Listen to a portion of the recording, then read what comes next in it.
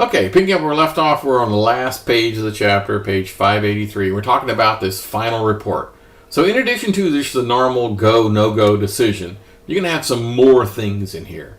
One is you're going to have the strengths and weaknesses of this design. You're going to say, here's our technical specifications, and here's where we think we hit it on the nail, and here's some places where, maybe it's not as polished as it needs to be.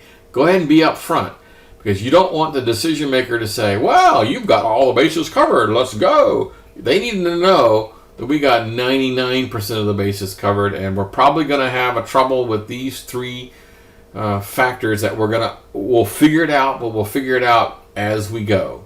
Okay, that kind of a thing. You need to know that. You need to repeat the list of requirements, because trust me, the list of requirements may have changed. For example, no one asked for a hot site, but during the design you say we need a hot site, so you need to add that to the list. It wasn't on the list before, so you're kind of like going back and saying, in addition to the list of requirements we developed in phase 2, here are the new ones we added during the design in phase 3.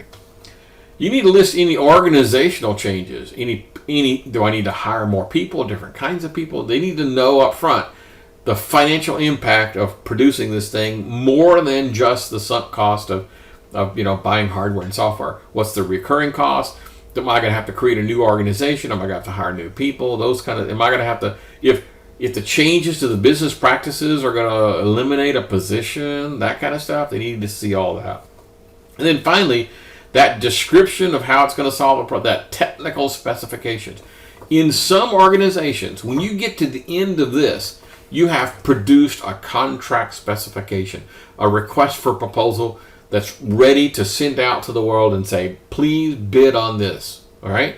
So in some organizations, the output of phase 3 is a contract specification that you send out to people and say, here are the list of requirements, and here's our preliminary design. Now I want you to go build it. And they come back with bids and say, I can build it for $10 million. And that's how that works. Okay, we have reached the end of the chapter, and we'll see you guys again in some future chapter.